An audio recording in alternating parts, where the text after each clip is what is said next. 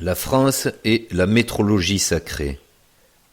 Nous pouvons comprendre les rapports stratégiques des 5 typologies en présence sur le jeu d'échecs de l'univers relatif en fonction de leur projet de résolution. Le rôle de la France serait donc déterminant pour offrir la rationalité à comprendre l'irrationnel.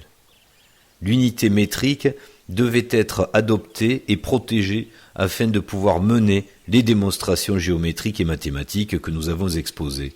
Nous ne parlerons pas d'histoire, mais juste des faits, que nous permettent de développer le grand raisonnement pour saisir le but du jeu entre l'absolu et le relatif. À Paris, devant la cathédrale de Notre-Dame, a été matérialisé le point zéro, référence géographique d'origine, pour définir un territoire qui inscrit la logique de l'hexagone. Là encore, il sera intéressant de faire le parallèle entre l'action du jouet moi-je et l'influence du joueur soi-je, que nous préciserons plus loin dans des interactions constatables. Si Dame Vénus donne dans le ciel un point de repère mobile, sa représentation sur Terre avec l'étoile à 8 branches est un élément fixe pour pouvoir aussi s'orienter.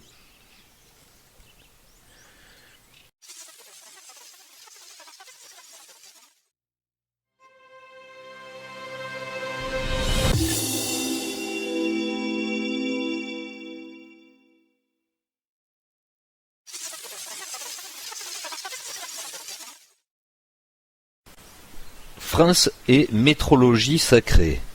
Aujourd'hui, dans cette vidéo, nous allons aborder un sujet que nous avions plusieurs fois effleuré et dont nous avions promis que nous rentrerions dans les détails par rapport au logiciel de compréhension du jeu entre le relatif et l'absolu.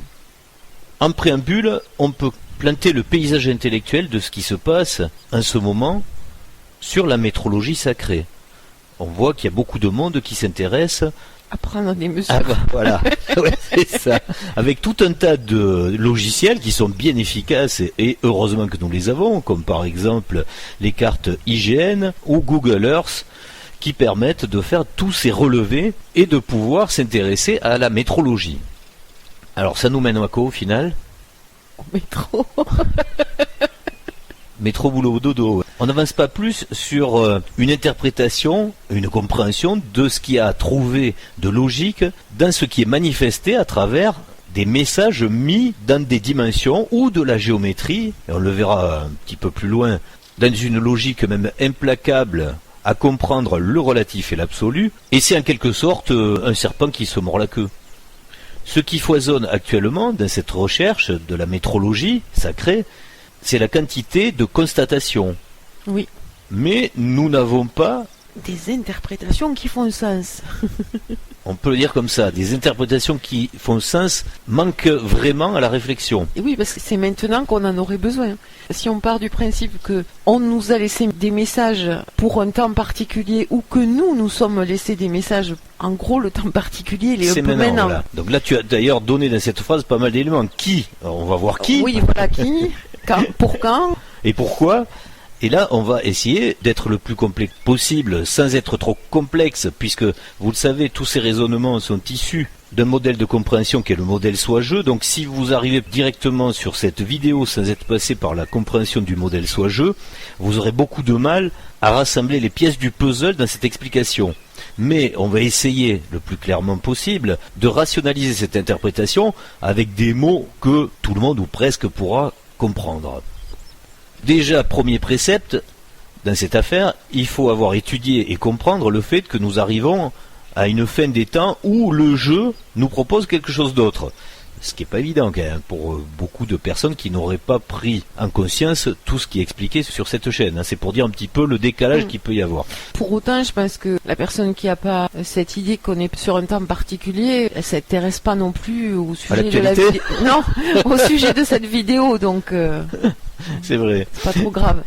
Quoique, on peut se poser des questions, puisque dans les métrologues, parce qu'il y a beaucoup de chercheurs en métrologie, on peut les appeler comme ça, certains sont très au fait, on va dire, de tout ce qui est dans l'art du complot et de la compréhension de la fin des temps, et de comprendre que le jeu entier n'est qu'un complot, de toute façon, et ceux qui seraient perdus dans des espèces d'agences de voyage, où juste on va retirer des subsides, on appelle ça des... sans y mettre un sens péjoratif méchant, c'est comme dans le film, c'est humoristique, qu'on peut longtemps se balader à la surface de la planète sans rien comprendre du tout, c'est ce que ça veut dire, tout simplement. Des agences comme ça de fascination en promenade, évidemment, c'est légion. Oui, c'est foison. Des films aussi qui se baladent, on y reviendra un petit peu plus loin d'ailleurs. Mais pour préciser le début de notre propos, de notre fil de raisonnement, il faut tout d'abord bien expliquer que pour que un jeu se déroule, il y a des règles du jeu, et avant d'exposer les différentes preuves de résolution du jeu, c'est pour ça qu'on tient à rappeler que nous sommes dans ce jeu. La preuve que la conscience a du mal à accepter le raisonnement que nous allons développer, c'est que quand on met une personne qui n'est pas prête à accepter ce raisonnement grandiose, puisque quelquefois on va le voir se projeter sur de la création géodésique, donc une création qui n'est pas de la main de l'homme. On touche à une certaine psychiatrie du refus humain de pouvoir envisager ce qu'est Dieu. D'où le fait de rejeter, tout comme par exemple le milieu conventionnel universitaire, qui ne voit dans l'Égypte que des tombeaux, les mesures sacrées on n'en a rien à faire, et que tout ça est totalement exclu. Ou coïncidence. Voilà, les coïncidences. C'est d'autant plus navrant de le constater chez certains qui sont partis du milieu scientifique et qui, eux, normalement, devraient avoir le bon raisonnement concernant la statistique, concernant le redondant factuel, qui ne peut, à un moment, pas relever de ce que tu appelais le fameux grandiose hasard qui ordonnerait les choses d'une façon tellement intelligente que on l'accepte comme étant un tirage de dés. La science a changé de concept. Et la science est plus celle qui a fondé la démarche qu'il a fait se nommer science. La nature de la science n'est pas la même. Voilà, oui. C'est l'art de se poser une question et de vérifier toutes les hypothèses possibles pour pouvoir apporter une réponse. Parfois, aujourd'hui, on a l'impression que la science, c'est avoir une réponse et chercher des éléments de démonstration. Et quand on a cette démarche inverse, la coïncidence permet de boucler à la réponse que l'on souhaite donner, en fait. C'est bien à la base donc une question de conscience du chercheur, quoi. Voilà. Et là, ce que nous allons vous proposer, c'est de faire le voyage en compréhension et dans le temps et donc dans l'histoire du dénouement et de la résolution d'un jeu pour en sortir, par le fait de comprendre que, à l'intérieur d'une conscience qui joue, il fallait bien qu'il y ait ce choc difficile à appréhender entre une constatation qui pour lui est irrationnelle, immatérielle, puisque impossible de par sa propre réalisation, et le fait de le rattacher à quelque chose qu'il ne peut pas imaginer. C'est ça le point de délicatesse de ces constatations, puisque même les chercheurs qui font de la métrologie, ils sont nombreux à s'intéresser au sujet, et ça c'est formidable. Ça veut bien dire que dans les successions de réincarnations, certains se sont laissés pour trace de résolution intuitive de se pencher sur le sujet, et ce sujet est très bon effectivement. Et là, pour faire un petit rappel de la situation actuelle informative sur la métrologie sacrée, c'est pas mal avancé quand même. Le nombre de conférences qui existent, le nombre de métrologues qui s'expriment sur leurs recherches, qui ont pu mettre en évidence cette cohérence, que ce soit dans les pyramides, dans certains monuments, dans la géodésie, mais bon, on va en parler un petit peu plus tard. La diffusion de ces informations existe en masse. Oui. Donc, la première étape de prise en conscience, elle est déjà présente. Ça, c'est une bonne chose. Ce qui manque maintenant, et tous ceux qui ont acquis largement la conscience du modèle soit-je ont compris depuis longtemps de quoi il s'agissait, mais pour bien le verrouiller et pour bien l'installer dans cette logique de fin des temps, en résolution, vous comprenez que la meilleure efficacité pour comprendre la relation entre l'absolu et le relatif, c'est bien d'exprimer dans la matière quelque chose qui n'est pas possible à réaliser par la conscience ou par la main de l'homme. Et quoi de mieux que d'avoir... Et qui traverse le temps aussi. Et qu'on ne peut pas détruire. Voilà. D'ailleurs, on le verra, et selon les logiciels de ceux qui ont exprimé de la métrologie dans la matière ou dans la cartographie, il y a des choses qui peuvent être malheureusement dévariées, et d'autres qui sont beaucoup plus pérennes, comme par exemple les pyramides ou l'île de Pâques. Donc on met les pieds dans le plan, maintenant qu'on a un peu mieux cerné les bordures du sujet. Partant du principe que vous connaissez déjà ces mystères, cette fascination de ces nombres, qui sont d'ailleurs toujours les mêmes, on les rappelle, puisque c'est important de pouvoir aussi les définir. On l'a déjà expliqué dans beaucoup de vidéos, la vidéo avec les pyramides et le symbole de l'absolu. Que vous soyez d'Aldébaran extraterrestre de n'importe quel point de l'univers, il existe deux nombres très importants qui sont transcendants et universels. Toute humanité intelligente qui va maîtriser le cercle va maîtriser obligatoirement le nombre pi. Et un peu plus complexe, le nombre phi, qui seront ces deux nombres avec lesquels on va jouer. Vous comprendrez la teneur du message.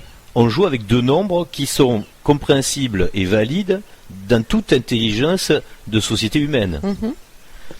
Alors on ne rentrera pas dans les détails de la pertinence qu'ils ont entre eux pour manifester des fonctionnements, que ce soit chimiques, physiques, dans la matrice. D'ailleurs, la compréhension de ce qui se passe aussi hors matrice, dans l'absolu, ça c'est le sujet d'autres vidéos que nous avons largement diffusées auparavant.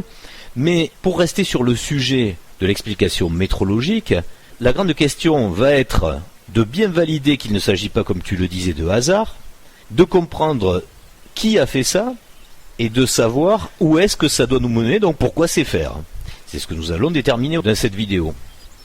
Pour être très clair et vous remettre en mémoire des exemples de métrologie sacrée, nous allons prendre un exemple marquant au niveau planétaire, au niveau géodésique, qui ne peut être le fruit du hasard puisque celui-ci a été manifesté non seulement sur des longues distances, mais aussi sur une logique des inverses, on en avait déjà parlé, et nous allons rapidement rappeler cet exemple qui est un des plus flagrants sur notre planète. C'est le rapport qu'il y a entre l'île de Pâques et les pyramides de Gizeh. Pour mener au mieux ce raisonnement concernant l'extraordinaire à trouver dans ce que nous allons développer là, il faut quand même prendre en compte les fameuses règles de l'hermétisme, notamment cette compréhension des opposés qui se complètent, des opposés qui ont besoin de l'autre, pour avoir cette espèce de philosophie, de cette grande sagesse que certains appellent la tradition, qui vient mettre en évidence à chaque fois les contradictions. Et là, nous avons au niveau planétaire un exemple qui s'appuie du nombre phi, puisque là on pose les bases de la métrologie. Grâce à Google Earth, vous pouvez le vérifier, tout le monde peut le voir. Entre l'île de Pâques et le plateau de Gizeh, il y a précisément 16 180 km de distance, ce qui nous fait donc l'évocation de phi 1,618. Après, on va pas rentrer dans les détails, ça à chaque fois c'est très énervant puisque c'est un manque d'ouverture d'esprit. Quand on entend par exemple en opposition à ce début déjà de raisonnement quelqu'un qui dirait « Mais ça c'est pas un 618 alors, c'est 16 000 ». Bon, si vous en êtes là, arrêtez la vidéo, c'est pas la peine. C'est pas pour vous. Voilà, si les virgules vous posent problème, changez d'épicerie. C'est pour dans 2-3 cycles. Voilà, ça reviendra un moment. D'ailleurs, si vous voulez vous-même être l'organisateur d'un jeu de piste, vous rendrez vite compte des contraintes. Pour un jeu de piste, on veut poser ce message-là, ça veut dire qu'il faut placer quelque chose, alors tous les quoi 1 cm, 618, voilà. 1 mètre. Le jeu serait vite d'ailleurs stoppé. On est à l'échelle de la planète aussi. C'est ce qui fait la force du message, c'est que il intervient sur de très longues distances à des périodes où on n'avait absolument pas les moyens actuels de métrer. De métrer. Donc effectivement, ça sert complètement les pseudo-scientifiques qui vont vous dire de toute façon ça ne peut être qu'une coïncidence parce qu'il n'y avait pas les moyens. Alors que on devrait renverser ce raisonnement et dire qui étaient les individus qui ont pu à cette époque-là poser ce type de message et avec quels moyens, parce qu'il y a la problématique des moyens. Parce que s'il y avait des moyens, ça veut dire qu'entre-temps on les a perdus. Donc ça renvoie aussi à l'histoire d'une humanité qui se croit très évoluée aujourd'hui, ce qui la perd très certainement dans son raisonnement, alors qu'on a des traces que des choses ont été faites, soit par d'autres personnes, soit par une humanité qui a perdu des moyens à un moment donné. Alors je comptais pas aborder à ce moment-là ce sujet-là. Ah ben désolé, voilà. Voilà, bon, allez, je sors. Mais si ça vient à ce moment-là, ça a une raison et on va poursuivre le fil. Là c'est comme une surjeteuse, on travaille sur plusieurs fils. Ne me tente pas. Donc du coup c'est plus délicat. Là on tire 3 fils en même temps, mais ce sera mieux cousu du coup.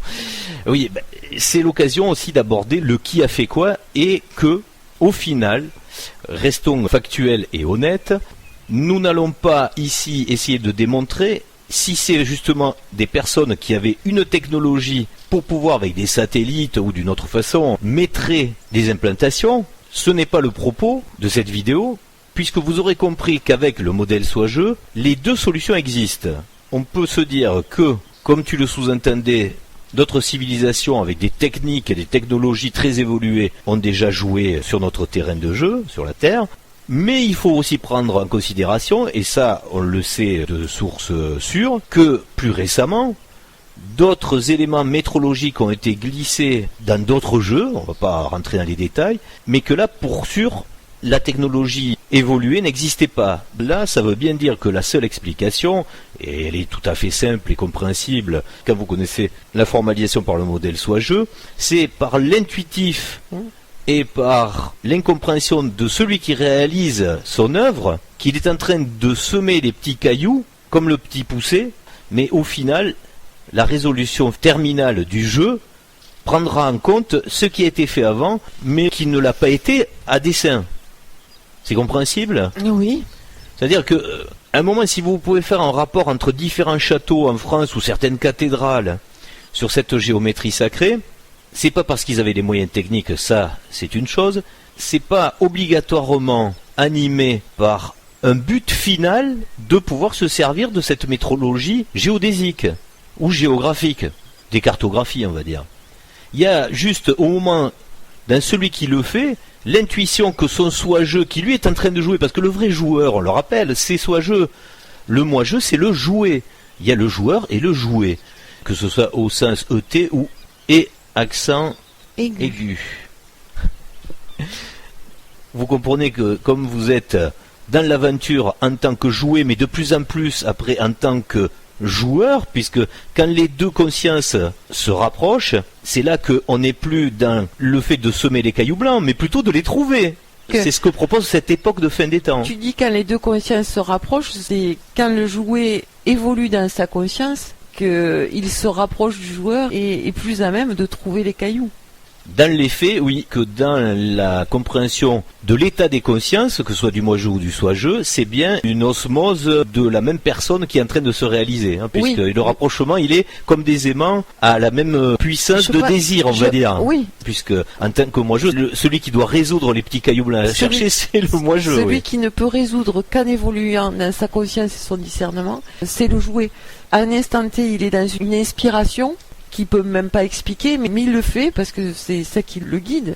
Et sur la fin du jeu, il est dans la compréhension. Justement, c'est là aussi le plaisir du jeu. Le joueur doit tout faire pour que son jouet fasse ce qu'il faut. C'est aussi le piquant de la double causalité, elle est là justement, hein, si on veut parler de double causalité. Donc c'est bien le moment de se pencher sur ce sujet de résolution pour ceux qui font partie de la famille de l'absolu, de la première famille de notre pentagone des résolutions, c'est de comprendre à quoi sert cette métrologie sacrée. Et pour finir cet exemple le plus beau, le plus parlant que nous ayons sur la Terre, nous avons à 16 180 km le plateau de Gizeh et l'île de Pâques, avec deux symboliques réunis dans cette distance par phi, qui sont eux-mêmes les caractéristiques de plusieurs oppositions. Le fait de jouer avec pi et phi et de le matérialiser dans quelque chose de tout à fait, on le répète, impossible de la main de l'homme, nous oblige à avoir une réflexion sur la nature de Dieu. Et c'est là que, on va le voir, ça peut être aussi dangereux parce que cet absolu dont nous parlons, à travers cette manifestation intelligible et intelligente, il peut très bien être récupéré aussi par la deuxième famille, ceux qui vont affirmer que c'est Dieu. Pas encore, parce que quand on regarde dans le milieu informatif monothéiste, hein, que ce soit la religion hébraïque, que ce soit le catholique ou les musulmans, ils s'emparent pas du tout de la métrologie. Mais on peut imaginer que si jamais ça tombe dans leur environnement analytique, ils vont dire que c'est Dieu. Ils auraient pu le faire avec les cathédrales, mais oui. à croire qu'ils sont pas. C'est terrible. Alors là, croire qu'ils sont pas au courant. On va pas mettre le nez là-dedans. Non, mais c'est une curiosité ça. Ben ils sont pas contents d'ailleurs pour ceux qui mettent justement comme tu dis. C'est quand même une curiosité ça. Ah, oui. Ils devaient pas être au courant. Ils n'étaient pas au courant, non. C'est-à-dire que C'est pas possible. la famille 1 a fait une incursion dans la famille 2 sans qu'ils s'en aperçoivent, on va dire. Là, il y a... C'est ce qui s'est passé. C'est épatant, ça. Du coup, il y a un peu satanisation du sujet. J'ai déjà entendu des ecclésiastiques s'exprimer sur le fait que certaines représentations, même géométriques, ou certaines cathédrales sont celles du diable. Bon, vous voyez, on est en pleine schizophrénie de conception de ce que peut être Dieu. Mais bon, c'est normal, on est là pour dénouer tout ça, c'est la fin des temps. Puis c'est normal aussi que chaque famille ait son moyen de résolution très différent, puisqu'on n'est pas là pour jouer la même chose au même moment. Donc c'est normal. Puis on a toujours posé ce principe qu'ici, ce sera jamais l'absolu. Un des principes fondamentaux de ce jeu, c'est la dualité. Donc forcément, une vérité aura sa contre-vérité. C'est pas surprenant que cela puisse servir des familles qui n'ont rien à voir avec le message. Donc on fait le résumé très rapide de cette compréhension des preuves du jeu de la création entre l'absolu et le relatif. En compréhension progressive, on a la réalisation donc des mois-jeux à travers des constructions, à travers également des points géodésiques occupés de particularités. On l'a vu comme l'île de Pâques aiguisée, là on dépasse la main de l'homme, ça devient progressivement un casse-tête. Vraiment très allemand. C'est casse-tête là, hein. C'est un casse-tête avec de la géométrie et les nombres sacrés. Ensuite, on l'a vu à travers les expressions, notamment la géodésie terrestre et même le rapport spatial et géodésique entre la Terre, la Lune et même le Soleil et leur distance. Certains perdraient la tête.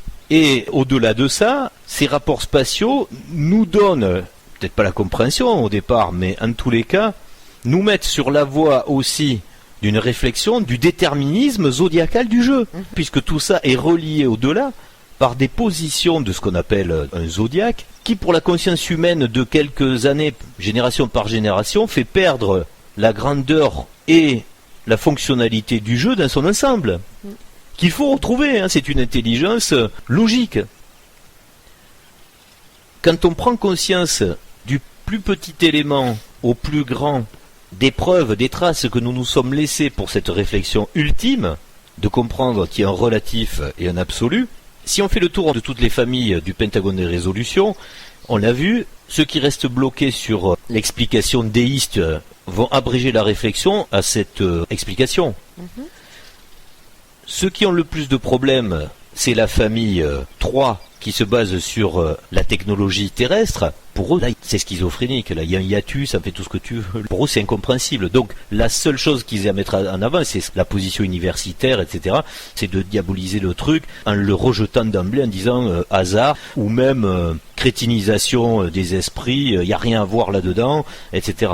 Donc, oui, puis en caviardant l'histoire, on arrive toujours alors ça, on va y venir, à poser n'importe quelle explication. Oui, parce que vous comprenez qu'à travers ce truc-là, nous, on avait quand même besoin d'avoir le maître. S'il n'y avait pas eu le maître, on est mal pour notre démonstration finale. Et là, on va le voir pourquoi historiquement, juste après. Mais pour faire le tour de ces compréhensions, ou même de ces incompréhensions par rapport à cette métrologie sacrée, nous avons la famille 4 qui, elle, ne s'exprime pas sur le sujet. C'est normal pour l'instant, ce sont les extraterrestres. Est-ce qu'ils ont résolu chez eux quelque chose qui peut-être d'ailleurs n'existe pas? Puisque selon les jeux, on peut avoir ces pièces de résolution ou pas. Hein. Donc on peut bien imaginer que certains qui sont en errance ne les ont toujours pas vus chez eux. Tout à fait, ce d'autant qu'on pourrait leur attribuer la paternité de certaines choses. Ça aussi. À partir Exactement. du moment où dans le qui, tu dis, nous on était des Cro-Magnons, donc c'est forcément une autre civilisation et forcément elle n'était pas sur la planète, puisque sur la planète il n'y avait que des Cro-Magnons, ils deviennent auteurs. Alors on ne sait pas qui. Oui, hein. mais alors là on peut le balayer facilement après sur la métrologie spatiale, parce que oui, mais en fait certains te diraient oui, mais ils ont peut-être un vaisseau spatial pour pouvoir positionner la Lune à telle distance de la Terre, Oui, etc. voilà. On peut aller loin, on peut aller très loin. Hein. Et là, bon, après, évidemment, chacun aura compris à chaque fois quelle est la meilleure solution. Mais en fait, la problématique aussi, c'est que, comme tu dis, il y a beaucoup de constatations de gens qui s'intéressent au sujet. C'est comme s'il y avait des spécialistes de domaines. Et du coup, si on réunit pas ça dans une globalité d'explication, c'est-à-dire que si on part pas du principe que le message, il n'est pas à un endroit, mais il concerne l'humanité et la planète entière, donc si on réunit pas les choses et que on trouve pas l'explication qui puisse coller à tout, on aura des explications farfelues, décalées, déviantes, tout ce que tu veux. Oui. Voilà, mais je trouvais pas les mots. Alors même pour finir ce balayage de ce qui pourra être interprété avec ça, on a le plus fabuleux, c'est la famille 5 qui, elle, est carrément sur le fait que nous sommes des co-créateurs. Donc du coup, c'est nous qui avons, avec nos petits esprits très puissants, construit la matière de telle sorte à ce qu'elle s'organise comme ça et nous prouver que nous sommes nous-mêmes les dieux. Voilà, bon, résumé du jeu, mais faisons-le aujourd'hui. Allons-y, voilà. Ouais. Et oui, non, mais moi, j'en rigole pas de ça. Hein. Mais non, mais voilà. Qu'est-ce qu'il y a de plus facile à démontrer quant à cette théorie que de le reproduire aujourd'hui? Il n'y a rien de plus simple. Ah, mais c'est comme un médecine. C'est là que tu vois poisonner plein d'escrocs qui jouent avec de la médecine quantique, etc. Et puis on a besoin de ça. On a besoin de démonstrations concrètes. Et ça guérit toujours pas, voilà. Donc là, c'est pareil, ça résonne toujours pas jusqu'au bout. Parce qu'effectivement, il y a quand même l'aspect positif d'avoir cette intuition de savoir que quelque part, donc il y a quelque chose qui est créateur, qui peut faire tout ça. Hein. C'est l'action possible. Mais par contre, il faut arrêter le nombrilisme ou l'égocentrisme d'imaginer que nos petits esprits de jouets sont les vrais joueurs. Hein. Là, par contre, il y a un problème.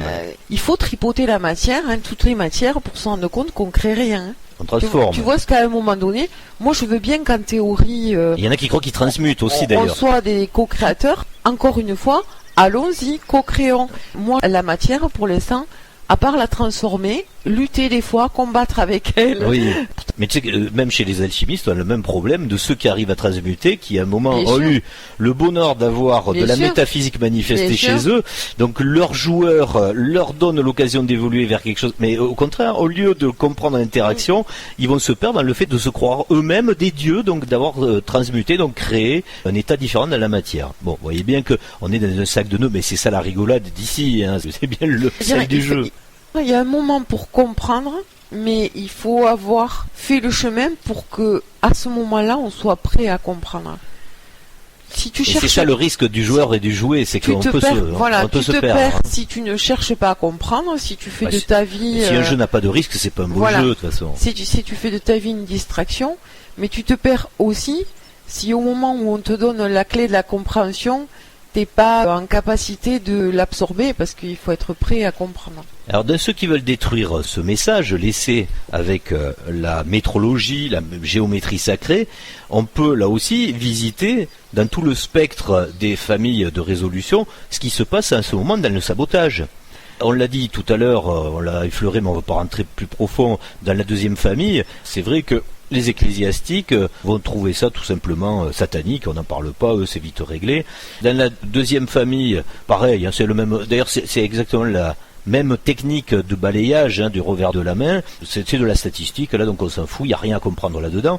Par contre, il y a un truc qui est bizarre dans les familles pseudo 4 et formellement 5.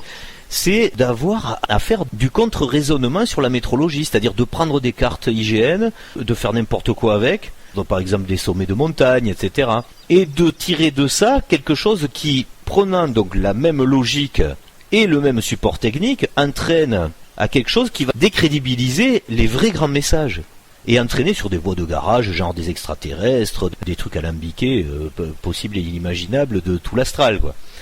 Et ça, par contre, ça œuvre énormément. Hein. On en trouve beaucoup. Hein. C'est-à-dire, introduit dans le milieu de ce qui devrait être l'informatif de la famille de la compréhension de l'absolu et du relatif, qui est vampirisé par une famille, on peut le dire, c'est du New Age, qui vient exprès saboter ce qui devra être le raisonnement final de quelque chose d'intelligible. Alors ça, regardez, il y en a plein, c'est fantastique. Et la seule question qu'on peut se poser, c'est est-ce que le jouet le fait en toute connaissance, ou est-ce qu'il le fait simplement par égarement intuitif? Donc ça on le sait pas. D'ailleurs, c'est pas grave, on va pas le savoir. Oui, mais ça fait... Si, quand même. Moi, je pense qu'il y a les deux. Je pense qu'il y a des gens qui ont très bien compris que c'était une vague montante, que les gens avaient besoin de ça, qui avaient un intérêt, du fait d'une vie matérielle qui est pesante, qui avait un intérêt de personnes sur de la spiritualité, je le mets entre guillemets, et donc qui en font un business. Mais avant, on avait des gourous, enfin, ça a toujours existé. Et je pense qu'il y a des gens qui ont l'intuition, mais comme tu dis, emballés par ce qu'ils perçoivent, ils y donnent un sens particulier, on va dire exotique, pour ne fâcher personne, parce que la pierre est pas assez polie, parce que ils ont pas la sagesse, parce qu'ils ont pas l'écoute. Ils restent sur l'intuition. Sauf si c'est un projet, hein. Peut-être c'est un projet démiurgique de prendre la suite, Alors, ça, comme on l'a dit. Ça peut être c'est aussi, le Vatican de demain, quoi. Hein, voilà. Ça peut être aussi quelque chose qui est très relié de maison en maison pour positionner la religion moderne de demain. Du futur, ouais, voilà. bien sûr, ouais. Donc on ne sait pas, puis c'est pas grave, on veut pas le savoir. Non. Mais c'est pour vous donner, vous qui écoutez sur cette chaîne, l'analyse globale, l'analyse totale de tout ce, on va dire, ce phénomène de construction et de déconstruction pour la compréhension lors de la fin des temps, d'avoir à identifier qui fait quoi dans tout ça. Hein. Et on en parlera un petit peu plus précisément après. On l'a eu dit, hein, ça peut complexe, paraître... hein. Ça peut paraître drôle d'écouter ce genre de choses, de voir ce genre de choses, mais on l'a dit et redit, à traire... Les vaches. Non, à traire des personnes sur à tort. Ces voies-là, c'est une très très grande responsabilité pour ce qu'ils le font, parce qu'ils ont accès à des messages importants. Pour la plupart, ils les comprennent, ils perçoivent très bien ce qu'il y a d'important dans les messages, mais pour autant, après... Ils en font une interprétation qui leur est personnelle en essayant d'attraire des gens sur une voie qu'ils appellent une voie de vérité. Donc c'est une très grande responsabilité pour eux quand même. Et pourquoi c'est d'ailleurs dangereux au final, et on voit à qui ça sert à chaque fois, c'est que très souvent il y a des trucs à vendre derrière. Ah oui, ça, encore une fois, on reconnaît le marchand du temple aussi. C'est un bon indicateur. Ça, quelqu'un qui vous vend la solution à la fin des temps par de l'argent, c'est impossible. Surtout ou même de la dépendance affective aussi, hein, ça existe. Hein. Il y a tout à travers des égos, etc. Tandis que acheter des formations, il y a une co-responsabilité. Alors là où c'est douteux et que ça rentre dans le même schéma que pour décrédibiliser un sujet, en général, celui qui a intérêt à l'évincer va créer quelque chose de crétin sur la même base pour pouvoir, le jour où ça prend trop d'ampleur informative, le détruire en montrant un exemple, dire oui, c'est comme le gars là qui fait les trucs. Regardez un extrait là. Quand vous comprenez l'analyse de celui qui veut détruire le raisonnement, qui prend pour exemple un truc complètement stupide, mais ça sert toujours pour mettre en avant le fait de casser le reste. Hein. Bien sûr. Et puis, on a pareil sur le truc des vaccinations, etc. D'ailleurs, hein, c'est pareil. Tout à fait. Mais en plus, ce sont des démarches qui intellectuellement s'appuie sur des connaissances. Ça pollue aussi. Et quelquefois d'ailleurs des interactions métaphysiques. Bien sûr, ça pollue quand même le terrain, tout ça. C'est pour ça qu'on l'a toujours dit sur cette chaîne, on rentre pas dans les délires de l'astral, parce que là, justement, on y retrouve tout le reste. C'est Cthulhu et tout. Je veux dire, tout est possible et ça nous intéresse pas. C'est l'inverse de la voie de résolution de la vérité. On est dans le délire fantasmagorique de tout ce qui est possible dans les matrices. Et ça sert à rien d'aller s'y aventurer. Elle est déjà bien assez complexe, celle-ci, dans cet enfer qui est déjà un peu bordé, sans aller chercher dans les extrêmes. Hein. J'espère qu'à travers tout ce qu'on vient d'expliquer, vous avez réalisé, compris l'importance de cette méthodologie intelligente à déclencher ce processus de réflexion, ce processus de compréhension entre le relatif et l'absolu. Alors, dans ce jeu métrologique, on l'a dit, il y a pi et il y a phi, qui sont, on l'a vu aussi, les nombres universels et transcendants. Il y a aussi le 666. Et ça, on le précisera un petit peu plus tard. Mais le jeu restera le même, ce sera toujours de manifester à travers le nombre une géométrie, donc une intelligence, donc un raisonnement. Mais vous aurez d'ores et déjà compris que cette base métrique, elle était quand même risquée, puisque ça voulait dire qu'à un moment, il fallait réintroduire le mètre comme unité de mesure. Sinon, toutes ces manifestations et ces démonstrations, elles tombent à l'eau.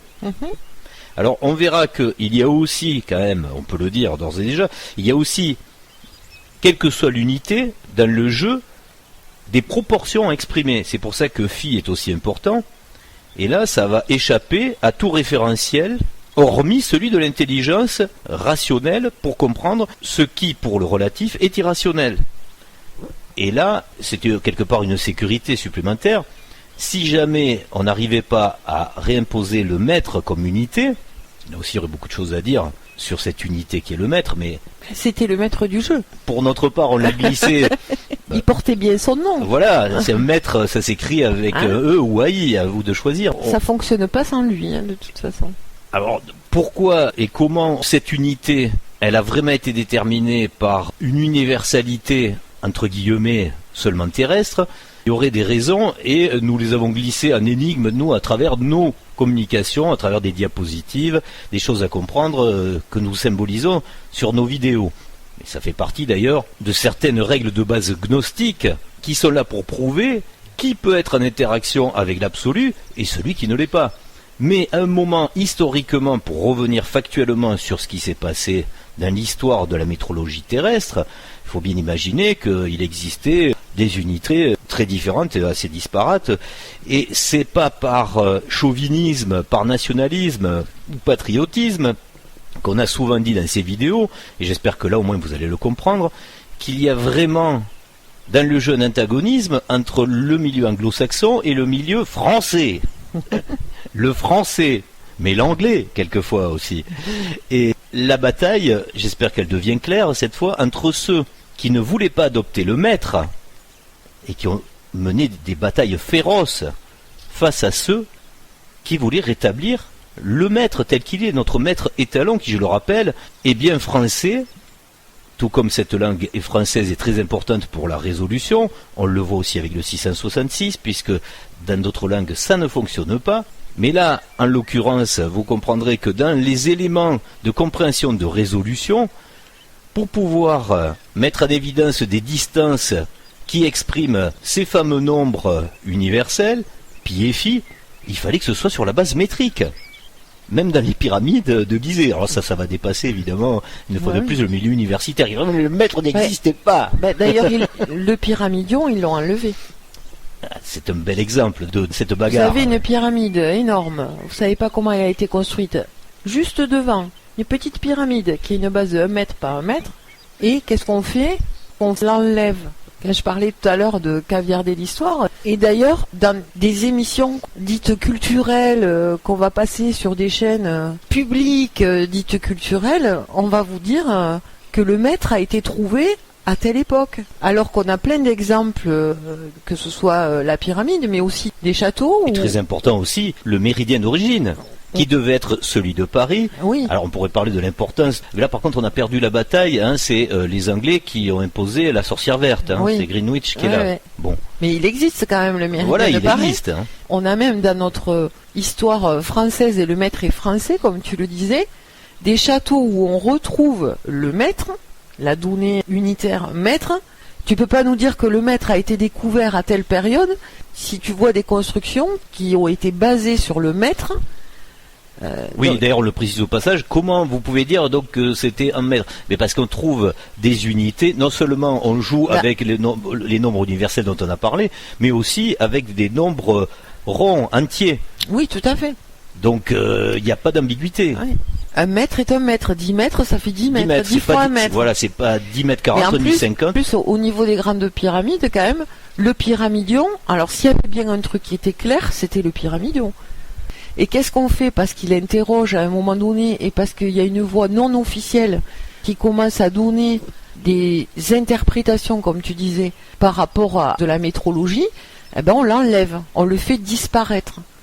Alors j'espère que vous commencez à bien analyser avec du recul maintenant un nouveau regard sur l'histoire récente, l'histoire de France, et que c'est justement pas par égocentrisme nationaliste que nous avons toujours énoncé l'importance de la France dans la résolution de la fin des temps, puisque à travers cette démonstration métrologique, il était tout à fait primordial d'avoir cette unité qui fasse foi, une fois de plus.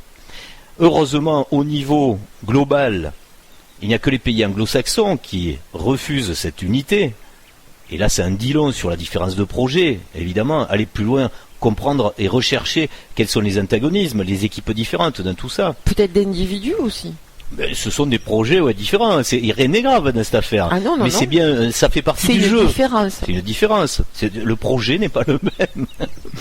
Mais il faut quand même prendre en compte le rôle de la France. Alors, parce que jusque-là, on voit à travers les énigmes, quand on parle de Rennes-le-Château, quand on parle ce serait bien de se confronter sur des sujets de fond comme ça, en termes de résolution, je dis, Mais je mets bien l'accent sur l'importance de la France dans le sens où, dans les milieux dits ésotériques, dans les milieux mystérieux, on a toujours cet énoncé qui est mais vraiment mystique de dire c'est par la France que la résolution se fera. Mais pourquoi ? Mais il faut le dire pourquoi ? Mais parce que justement, on a déjà, là aussi on rentrera pas dans les détails puisque le fil du jeu doit se dérouler, donc à chaque chose son moment, à chaque étape une compréhension différentes pour gravir les marches, mais outre la géodésie, la cartographie, il y a bien le rôle là qui est prouvé et qui est clair et net du fait d'une certaine civilisation, une culture, donc on va nommer française, qui voulait donner le maître comme étalon de la mesure terrestre, universelle. Et très rapidement, sans être complet sur le sujet, on peut le voir, qui a pu intervenir dans cette grande bagarre ? On a vu Napoléon qui est parti en Égypte. On a pu voir également des équipes de scientifiques qui, par subdivision du méridien de la taille de la planète, ont voulu le mettre en évidence en le calculant, ou soi-disant le calculant, parce qu'on est arrivé à ça, c'est bizarre quand même. Mais bon, les faits sont là, on est arrivé à cette métrologie. Le maître qui, soit dit en passant, n'est peut-être pas la vraie unité. Il y a quelque chose de plus subtil, et ça aussi, on l'a glissé dans pas mal de vidéos. Et là, c'est de la philosophie de comprendre que la vraie unité, elle est plus cachée, puisque plus importante dans la compréhension de la réalisation du passage entre le relatif et l'absolu. Mais le rôle de la France, on l'a vu aussi d'ailleurs dans la manifestation, avec certains présidents qui ont mis en évidence le méridien de Paris, avec cette ligne Arago qui traverse la France, et qui passe d'ailleurs par Rennes-les-Bains, pas très loin de Rennes-le-Château et de Bugarache. D'autres présidents qui aussi ont manifesté d'autres lignes avec des pyramides, par exemple au Louvre, avec également un zodiaque à la Défense. Vous aurez compris de qui il s'agit. Il y a eu un travail qui s'est poursuivi dans la même logique de la métrologie et de l'astrologie même, à travers des décideurs, des influenceurs de ce pays, qui avaient face à eux, il faut bien le comprendre, d'autres acteurs qui s'opposaient à ce projet-là. Oui, des détracteurs. Voilà. Et à la lumière de tous ces éléments, à vous de faire la synthèse totale, on ne va pas le développer, sur qui fait quoi depuis très longtemps et pourquoi ici. Puisque c'est ça quand même qu'il faut comprendre. Oui. Toujours est-il que le maître étalon qui fait foi de face, il donne aussi la mesure véritable dans sa structure et dans la philosophie chère à la croix en X que nous avons développée sur cette chaîne, de la foi, et non pas la croix de la division. Alors là, si vous voulez comprendre, je vous renvoie sur la vidéo du retour des Cathares 700 ans après la promesse, où nous avons développé la différence entre la croix de la division et la croix de la foi de la transcendance. Et il se trouve, et c'est très drôle, que le maître étalon exprime la même chose à Sèvres. Vous comprenez bien qu'il y a donc des initiés, il y a des personnes qui sont là dans le jeu en France pour transmettre ce qu'on appelle l'intelligence gnostique, ou pour tout simplement résumer, la transcendance du raisonnement. On lève un petit peu le voile de ce rôle mystique en expliquant pourquoi la France a un rôle prépondérant et déterminant sur cette résolution. C'est expliqué là, c'est clair et net. C'est pas pour démystifier quelque chose de plus extraordinaire, puisqu'on parle de l'absolu et là c'est toujours extraordinaire, mais c'est bien pour le ramener à son côté logique et rationnel, de compréhension. On peut faire le parallèle, puisqu'on parle de société secrète, dans ce jeu de la métrologie, nous l'avons dit, il y a pi, il y a phi et 666. Un nombre manifesté sur cette base métrique, et là c'est typique à la France, et c'est là qu'on reprend des choses que nous avions sous-entendues ou avancées sur d'autres vidéos, à comprendre que ce 666, à l'origine, c'est pas une mauvaise chose. Et que si c'est un élément de réflexion qu'on retrouve dans la Bible à travers Saint Jean, pour la fin des temps, et on y est, de la compréhension, ce 666, utilisé par ceux qui, dans la famille 3 de la résolution par la technologie, le fait de l'avancer dans un nombre qui est voué pour eux, en tous les cas, à ce qu'on appelle la démiurgie ou le satanisme, en fait, à son origine, c'était bien le nombre de compréhension qui peut être capable du pire ou du meilleur, mais c'est à chacun de choisir. C'est-à-dire, soit vous le prenez avec la langue des oiseaux, avec l'hermétisme, et vous savez ce que ça veut dire, dans la transcendance, soit vous le prenez en tant que 666, le code barre, c'est-à-dire les échanges de matière et de finances, soit vous le prenez en vav, donc le 666 hébraïque, en compréhension de la communication, des échanges de communication du 3W. Mais il était très important à comprendre ce 666, et il a été manifesté également en cartographie française.